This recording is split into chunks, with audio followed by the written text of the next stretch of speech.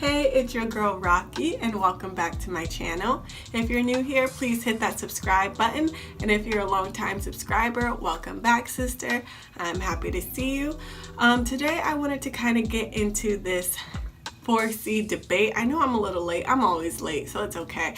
But yes, I wanted to touch on the great 4C debate. I wanted to put my little take on this topic, so let's get into this because I have a lot to say. First of all, I feel like hair typing divides the natural community. I do like the aspect of being able to find people with similar hair to yours, and it makes it easier for them to recommend products and techniques to you.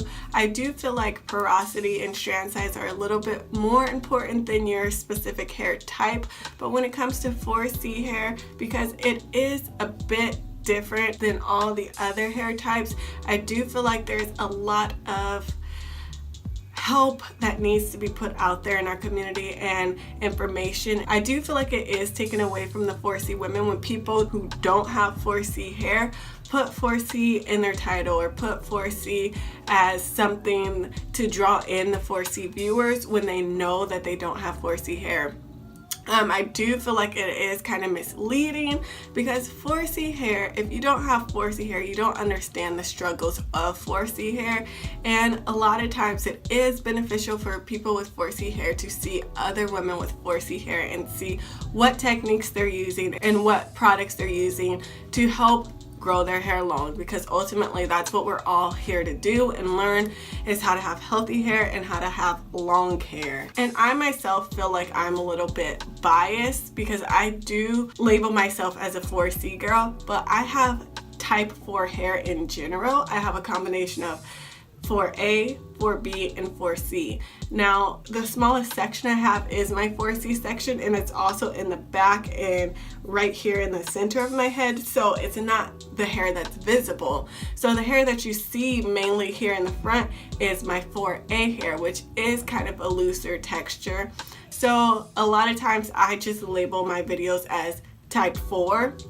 But in my description box, I do say 4C hair because I do consider myself a 4C woman.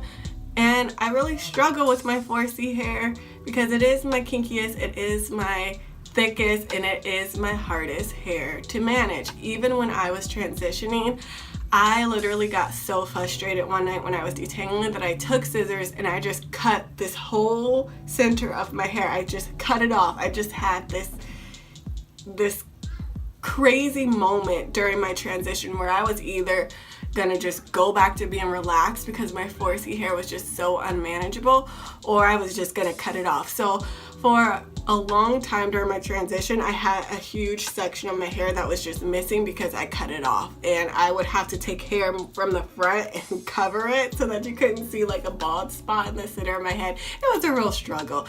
So like I said, if you don't have 4C hair, you don't understand the struggles that the 4C women go through.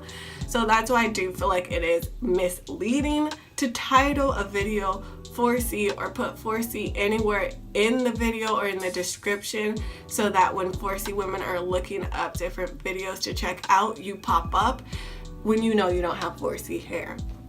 So yes, I understand the struggle, and a lot of times also in my videos I don't focus on my 4C section because it is a struggle for me still, and I still get frustrated sometimes.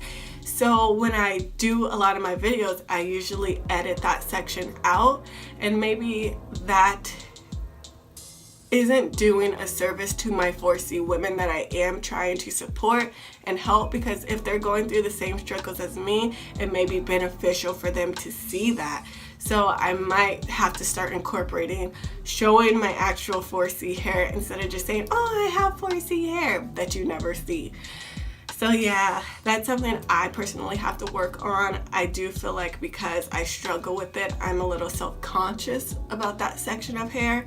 It's like I said, I cut a section of it off, so the length of it's different, and then since it coils into itself so much, it actually seems shorter than all the other hair on my head, but it's actually kind of the longest section of hair that I have, but it just shrivels so much that it seems so much shorter. So So when I do wash and goes, if I don't do this section of my hair correctly, it will shrivel up into itself and get so tangled and matted, and it's a headache. So it took me a long time to really figure out how to kind of get better at doing that section and giving that section what it needs, which is extra moisture and extra hold.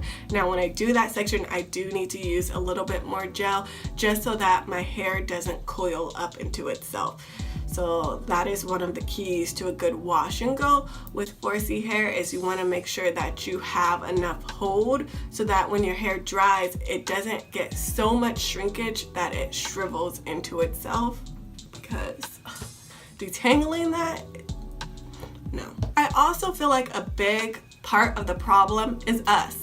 Like, we choose who's going to be popular. We choose which hair types are going to be popular. So if we're only watching type 3 girls, those are the girls we're making popular. Regardless of if we have type 3 hair, if you only really support people with looser hair types, you're actually the problem. You're the one that's making them mainstream and making your actual hair type just like we don't exist. Like, we're this big in the community when there's a big variety and broad amount of us that are out there.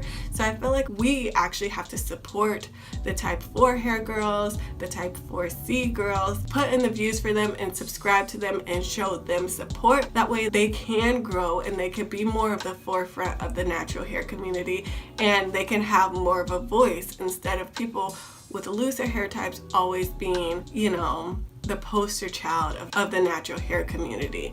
So it's up to us to really change the direction that this hair movement is going. So please support your 4C girls, support your smaller YouTubers, and show them love so that they can grow and so that our community can grow as well. So really what I just want out of all this is for us to be more inclusive, for us to support each other, and to show the girls with kinkier hair and coilier hair more love. And just really love and support is what we all should really be aiming for, and just keep everything positive. Like, I myself love to watch different hair types. I love to learn from them, even if I know I can't apply the techniques they're using to my hair, because I clearly cannot just do what they're doing because it just wouldn't work for my hair without breaking it off. Sometimes I just enjoy watching their videos, but there comes a point where you have to know you can't do what they're doing because your hair is completely different. So please know your hair, love your hair, accept your hair. Watch other people for entertainment, of course, but when you're watching people to learn what to do with your hair, it is beneficial to watch people with hair similar to you. And that could be in type, it can be in porosity, it can be in strand size, it can be in density. You do want to keep all those things in mind. So I have type 4 hair. I have type A hair in the front and in the back. I have type B hair. My hair is majority type B. The only sections that are type A is right in the front and right in the back. And then the rest is type 4B. And then right in the very center of my hair is 4C. So that is what my hair is. And then I am also low porosity. I'm extremely low porosity. I have a very hard time getting products to absorb into my hair. It's been a struggle. If you've been watching my videos and keeping up with me, you know this. I struggle a lot with my hair, but I'm also learning a lot about my hair, and my hair is growing and thriving, and I'm so happy and excited about that. And I also have fine strands. So I have a lot of hair because I am high density, so it looks like I have really thick hair, but my hair is actually fine. So my hair is pretty fragile. I get single strand knots like that. Like, it doesn't take much for me to get a single strand knot. And also because my hair is fine, it gets weighed down. So I do have to use more lightweight products because of that. So there's this whole big combination of things you have to consider when you think about your hair type and your hair needs. So please consider all those things. If you have hair similar to mine, please subscribe and leave me a comment Let me know that you're here. I would love to talk to you. I'd love to get to know you a little bit better. Tell me more about your hair. Ask me any questions, give me tips, whatever you want to do.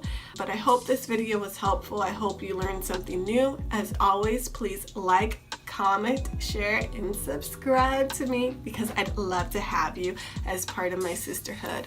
But until next time, see ya.